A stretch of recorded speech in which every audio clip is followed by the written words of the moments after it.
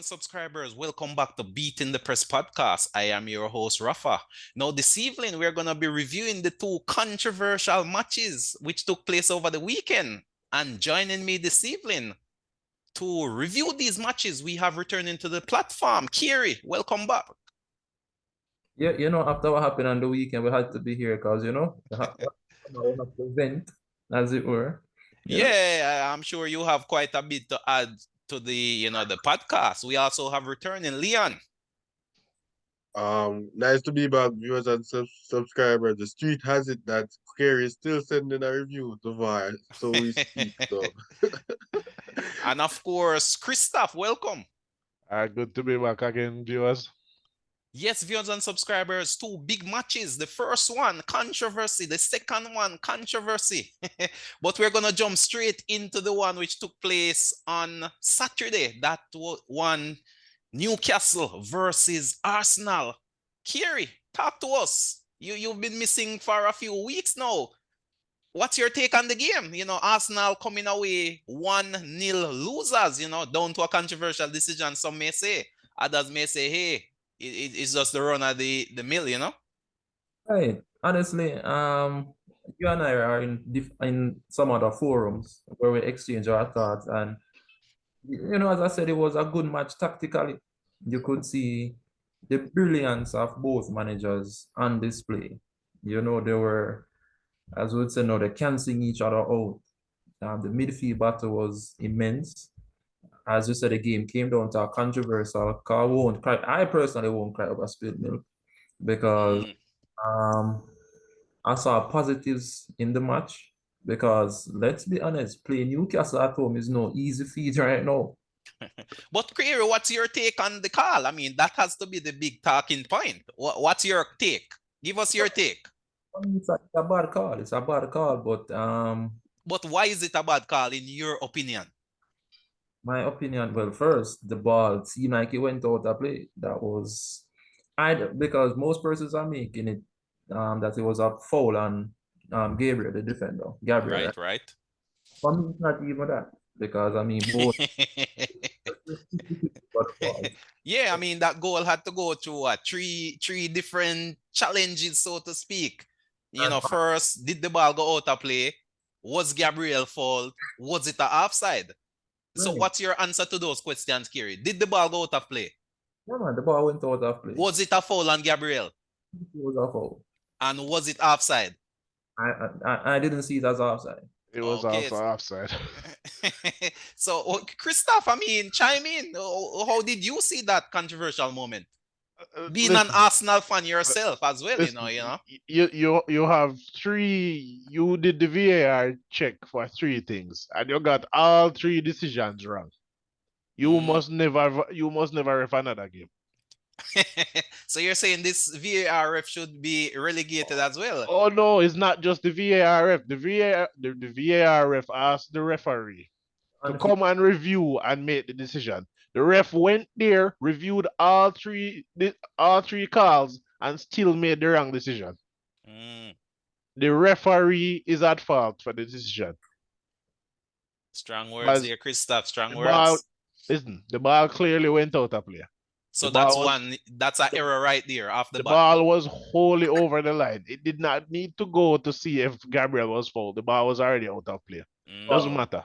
So pretty much that decision with the ball being out of play would have ended all other decisions to make. So no other decision would have needed to be made. You would need to check the offside.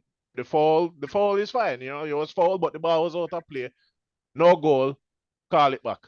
Goal kick. Leon, what's your take? I mean, do you stand firm with Christophe as well that was a poor call?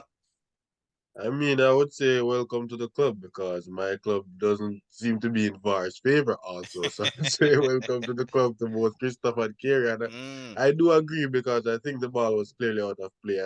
I remember a match, I can't recall which match it was, where Rashford had a similar goal chalked off because of similar positions. Maybe this Arsenal ball was a bit closer because they didn't get the call right and they got our call right. But I think I tend to agree. From that first instant, the other two calls wouldn't need need to be checked once the ball is out of play. But I guess with the enthusiasm that Willock run to that sideline with to get that ball, I think because of the crowd, because it is at Newcastle's home, so we know that those are other factors maybe that may come into play. But I agree with them that the ball was outside, but what can they do now but complain, you know? Welcome to the club, I say. Yeah, I mean, at the end of the day, controversial decision, I must say. But regardless of what happens in the aftermath, similar to Liverpool, I mean, Liverpool had even a more clear-cut case, you know. But I mean, you still end up on the wrong end of losing 3 points. But Christophe, coming back to you, I mean, I watched the game and I really did not see much production from Arsenal. How did you see it? I mean, controversy aside. But that's what I've been saying. Arsenal going forward do not look potent. They don't know how they're creating the goals. They don't know how they're getting the goals. It doesn't matter how good you are defensively, it's goals that win games. So Arteta needs to find a change in the attack up front, a change in the build up. Something has to change at the moment. David Raya, again, I mean, he could have saved the cross, should have saved the cross. I think he should be dropped. Ramsdale should be back in the starting lineup. I don't know what Arteta is doing, but more pressing than David Raya is the attack. Goals need to be scored. They need to find a way through. Yeah, I mean, last year we had titled Arteta the one-trick pony. One of my subscribers earlier mentioned that, hey, this one-trick pony seemed to have changed his trick and now has lost the formula. This is a different Arsenal team we're seeing, Carey. How does this team compare to that one of last year? On paper, we have a better team right now. But realistically speaking, is that um Jesus is a good striker in terms of he will give you an assist. He'll give you goals here and there. He will produce on the stat line. However, he gives you 3 matches and then you know that he's no longer there because he can't stay fit at this point. And Ketia will show up and he will score a goal this week, next week, and then that is it. Very inconsistent. So, and realistically speaking, Saka and Odegaard they both have been a bit subpar in comparison to last year. But I believe that class players will find a way. I think right now it's just to weather the storm right now, as it were, and hopefully Jesus comes back, can find some form. Let's see what the January window has in store. But honestly, I am not worried. I think how the top four is situated right now and Newcastle approaching, I think Arsenal will be in the top four. But I mean, we can't lower the standards, Kerry. This season was supposed to be the season Arsenal challenge for the title. We can't be talking about top four now. It should be a title challenge we're discussing. Leave the top four business to Manchester United, you know? And challenge for the title.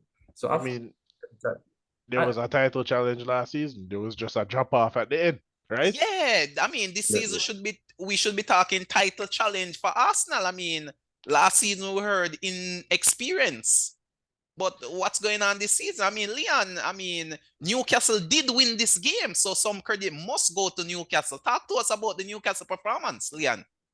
Yeah, I think anyhow had a plan. I think when it comes down to Arsenal and creativity in their front line, I think their wide men bring a lot towards this team. And I think even during the match, you could see that Newcastle was always a 2v1 versus Saka and Martinelli.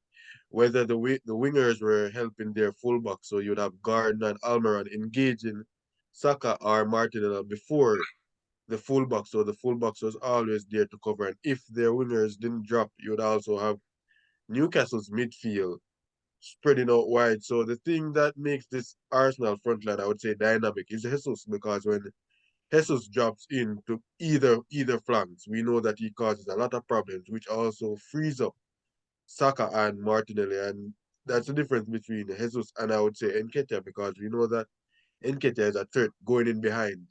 But sometimes Arsenal needs that striker that drops in and just to give a little bit of dynamism and frees up those wing pairs. And I think that was really Newcastle's that was their goal today, because I was looking at some stat and I think per match is I think Saka was creating like 6 shots on goal, averaging 6 shots on goal per match, and in this match he was about 2 or 3. Yeah, So for you sure. could You see, know, Dan Burn put the clamps on him before Dan Burn got injured, you know? and then you could see Newcastle on the attack with Trippier. Trippier was making a lot of surging runs on Oh, that wing. yes. So I think it was Christophe or Carey mentioned that you could see the brilliance of both managers, but I just feel like with the absence of Jesus, their dynamism in that attack is somewhat predictable, and that's how Newcastle went about stopping Arsenal, I would say. Yeah, definitely. And I mean, the loss of Odegaard as well, that means a bit of creativity came out of the Arsenal midfield also. But personally, I thought Eddie Howe was a bit more pragmatic and a bit more proactive in terms of even his subs, because it's really the sub, Willock, which came on and made, you know, what could be said the big difference in this one.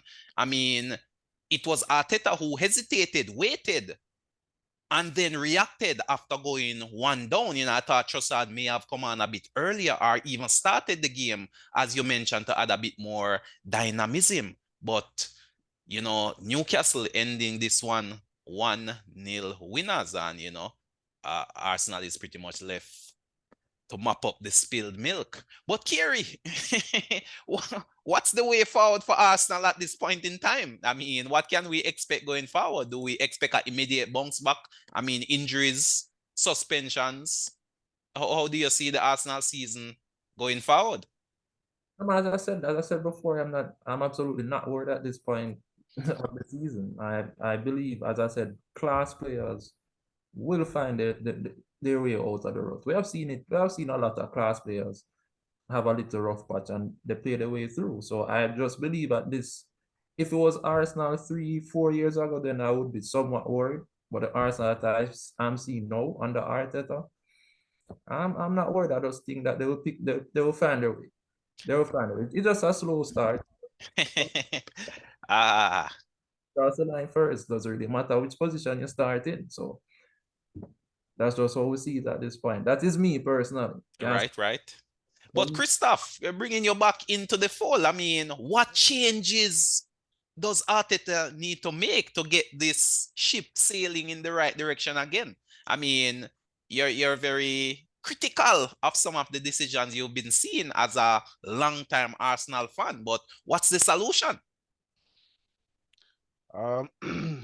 The solution might be at the January window to bring in some actual quality reinforcement, a striker, a midfielder, and maybe another left back, or recall Tierney from loan, because I don't know what he's been doing with I mean, Tomiyasu does a good job when called upon at left back, but you don't always need. Sometimes you need somebody who is going to go wide.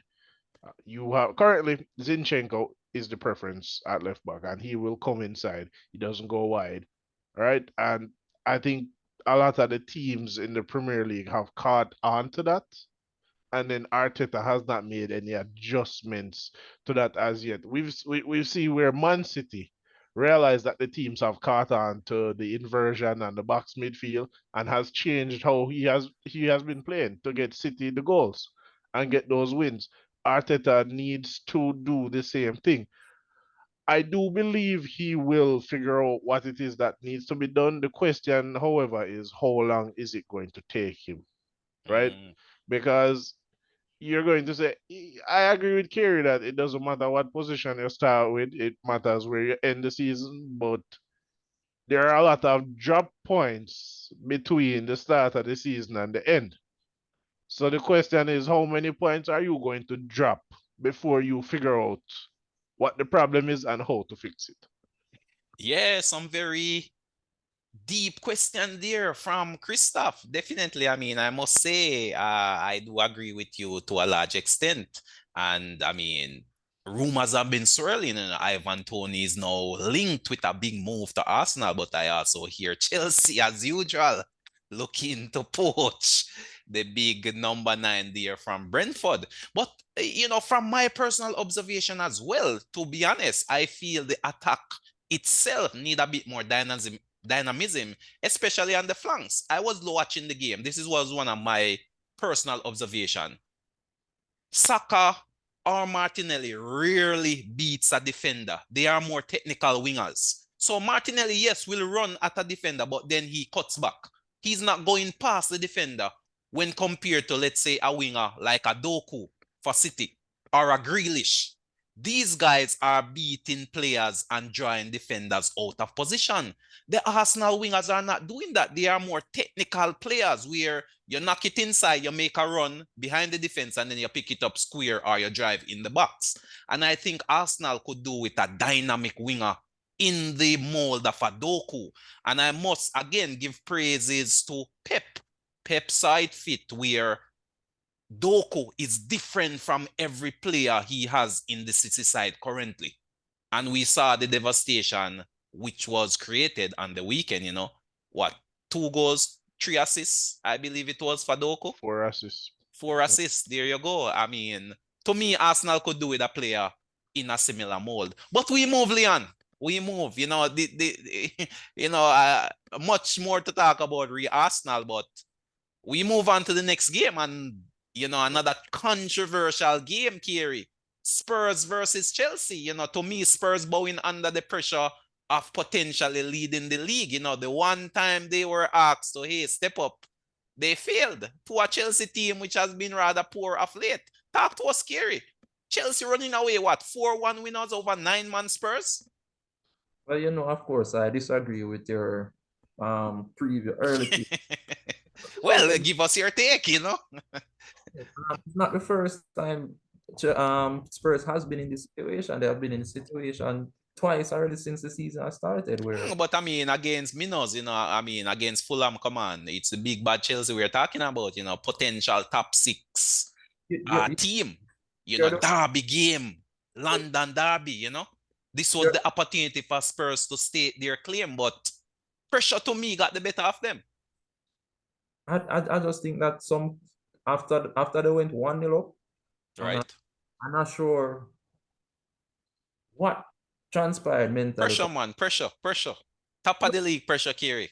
They're 1-0 up. They're 1-0 up at home and chilling. But yeah, man, pressure is a hell of a thing, It hits you at different moments when you least expect it. That weight of expectation to me got the better of them, as you say, especially in front of their home fans. Maybe if they were playing away from home, it may have been a different approach, but just that weight, seeing City, go ahead of them in the league table, now with an opportunity to bounce back in front of their home fans and expectant, it just never worked out for them. And after the red card from Romero, it was all downhill, the team just lost their head. Right. For me, I wouldn't say it is the pressure as much as I think after being 1-0 up, the thrill, and I can probably add a little arrogance then maybe probably crept in. Because we have seen what Chelsea has been so far. And we don't see Chelsea as a top team right now. So I don't think that was much pressure to Spurs. I just think Spurs got a bit arrogant in how they approach the game. After that, they were trying to prove dominance through a lot of reckless physicality then. Trying to rough up the Chelsea players. They were trying to literally prove that it was men versus boys, and they were trying to impose themselves on a different physical level. And as I said, from they got the red card, then let's be honest still, they were playing somewhat well to a point. Even when they were 10-man down, they were playing well. They were holding out Chelsea, and they were also chances. It's after the second red, then we know that from there it is difficult to play with 9 men. Yeah, definitely difficult to play with 9 men. But Leon, what's your take on that game? For me personally, my feeling is pressure got the better of Spurs. That's my feeling. The weight of expectation. But what's your take, Leon? What are your thoughts? I would kind of disagree too. I think pressure, as for the first 20 minutes, Spurs were exceptional. Just playing, got that early goal. I think it's a like careless decision of Romero, I would say, that made it a game per se. A But World Cup. speaking of which, Leon, do you believe that challenge was deserving of a red and a That, that, straight red at that? The Romero challenge, because he did get yeah, ball. but I think it was mostly the follow through. I mean, that it was a high follow through that could have caused a major injury, and that's the premises of a red card, right? Reckless A challenge. serious, reckless challenge. And I think a World Cup winner such as himself, and knowing that they got this Chelsea side that isn't nowhere near the Spurs team. Let's be honest. Even you could see that even in the first 20 minutes of the game. I think it was careless from Romero, but we know he has that in him, and I think that's what really got Chelsea into this game, because in the first 20 minutes they were nowhere near it. They didn't know their press was off. They were nowhere near the ball, and I think that first tackle from that Udaki, I think that his name is. Then You you could doggy. see Chelsea getting in it a little bit. I think that's what really spiked the Chelsea players, because we know it's a derby, and when you can expect that of Udagi, you don't expect that as a veteran as Romero or a seasoned professional. And I think that's what, and as Carey said, after it reached 10 men, you know there's a chance, because Chelsea can get back into the game a little. Worse 9 men, Rafa, I don't think it's pressure. I just think it's a careless act of Romero that really got Chelsea into this game. And Cole Palmer took the penalty, a brilliant penalty. And then even after Spurs I would say, got the nine, we're playing with 9 men. I think if it was any other coach that that still employ this tactic of a highline, I think they would have be having a nightmare against the pundits, I would say. So I don't understand why they are really praising the Spurs coach for that tactic after going for a 9-man, because there's only one thing that's going to happen there, Rafa, with so much Yeah, I time left mean, in it this was just a match. matter of time before Chelsea would Just a beat that matter, half-time trap. So to be just honest, I mean, yeah, just a matter of time. And I think if it was any other coach per se, I think they will be getting nightmares from these pundits. I don't understand the praise that this Spurs coach is getting for that match, because it was only a matter of time before Chelsea breached that high line, I would say. but Christophe, did we see the Spurs title challenge evaporate with this loss plus the injury to Madison, the red card of Romero, and the injury to Van der Veen, another centre back? Is And this the end of the Spurs challenge we're looking at right now? I don't know what you're talking about. While I believe Tottenham have been playing well and playing good under Postecoglou, there was never any doubt that Tottenham would collapse before Mm. even, well, I wouldn't say before challenging for the title. It's too early to say a team is challenging for the title, right? But Tottenham was never going to be in the conversation. Tottenham this was a game Tottenham should have won easily. And Right, right. before the red card, had it not been for the red card, I think Tottenham would have gone on to win, right? But I think Postecoglou made after the red card he made some poor decisions tactically. Why did you persist with a high line? Why did you not drop deep and hold the shape? I don't know. I guess maybe he was at home and he was like, let's just go for it anyway. But then after the second red, you persisted in doing foolishness, and then you paid the price for it because let's be honest, Chelsea was not very good. They grew they grew confident Right, right. throughout the match, seeing that they were a man up, and then they got that penalty, and the red card, and then once you went to 9 men, you had a 2v1 in every single situation. So that helped Chelsea immensely. If this was 11v11, I don't think Chelsea would have won. Yeah, I mean, I concur with you to a large extent, but I personally had predicted Spurs to drop points. And so they did. In my preview show, I anticipated that Spurs would not come out victorious and, so said, so done. I mean, you could not have predicted, Chelsea getting that numerical advantage. But for some odd reason, I just felt the fact that I believe City would have won over the weekend and apply that pressure at the top of the table and, playing in front of their home fans in a London derby. That pressure would have been too much and, so said, so done, I mean, Carey may not agree with the pressure narrative, but, the results are there for us to see, pretty much it was almost like football suicide. Spurs pretty much killed themselves by going down to 9. Even the Tottenham fans were quite embarrassing, giving a standing ovation after that performance. Interesting and stuff. Even after that red card, I think the Udogie fellow, I think he should have been dragged off at halftime with that early yellow card because it's obvious he was gonna get some pressure there, young, in a derby.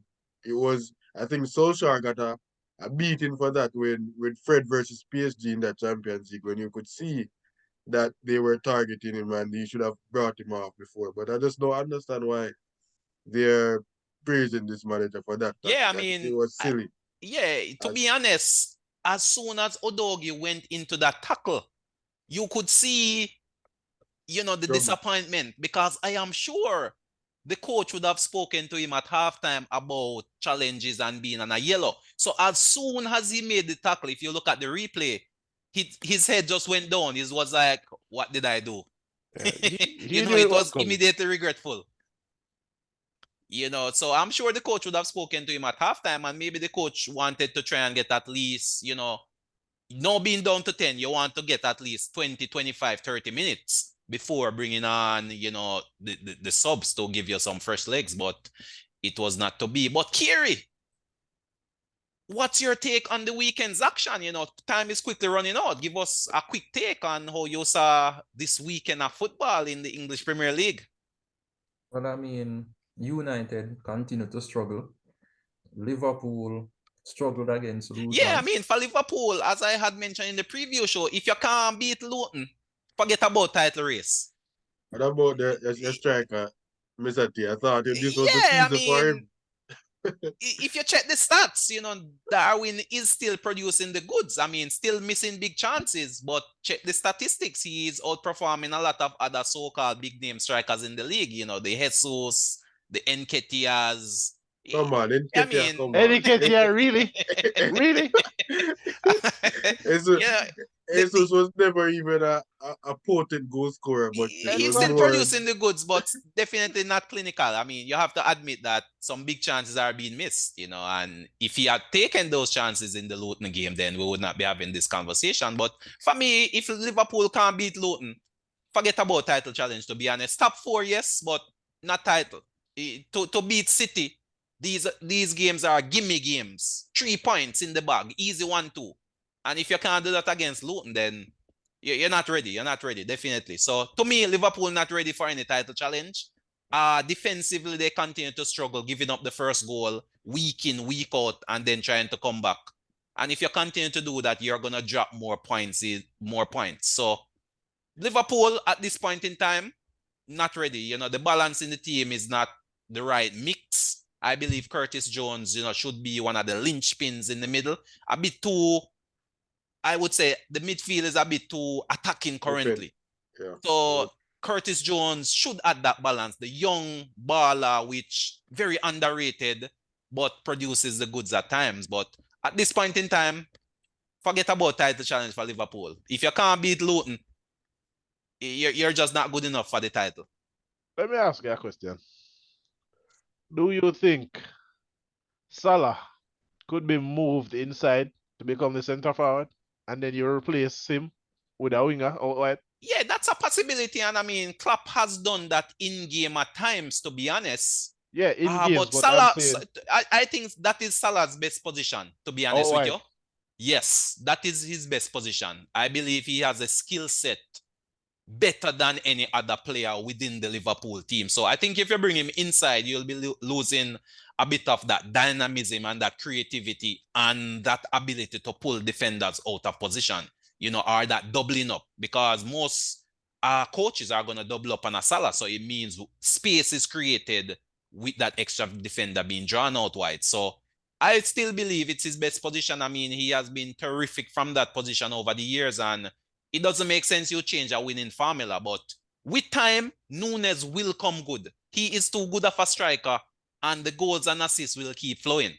So you can mark that down. The goals will come. Let not that habit troubled, you know? I mean, it's the same thing with Lukaku. Lukaku is a good striker. He's just not scoring in when it matters.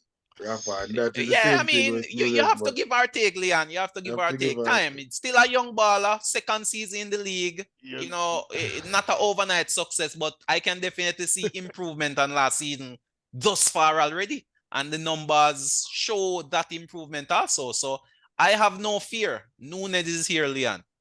I think it was, if it was not a team that as Liverpool that was fighting for the major success, it wouldn't be a problem with me. But we know that Liverpool and where they'll end up is in those at the end of in those big matches where you need a clinical striker that Yeah, will but take bear in one mind, goal. Leon, bear in mind that Jota has been really the linchpin. Nunes has really been coming off the bench, you know, with a bit of rotation. So Jota, to me, Jota is the man. So Jota is the man. Jota Okay. is the man, Leon. Jota is the man. But attacking is not Liverpool's problem. The problem with Liverpool is defensively, striking that balance. As I said earlier, you can't be giving up the first goal game in, game out and expect your attackers to bail you out. You're going to lose some games at some point in time. So I think that is Liverpool's problem. It's not, Liverpool has no issue scoring goals. Liverpool's problem is keeping the ball out of the back of their own net. But Christophe, give us your take. I mean, time is quickly running out. What say you? How was the weekend's action? I think the weekend's actions and into this week, it's the controversy surrounding VAR that will be highlighted. A new superstar is born, Doku. Maybe we'll see more of the same. Maybe this was a one-off match for him, but time will tell. Well, there you have it, viewers and subscribers. Beating the Press podcast at it again. I'd just like to thank our panelists, Leon, Carey, Christophe, for coming through and sharing their thoughts and their comments.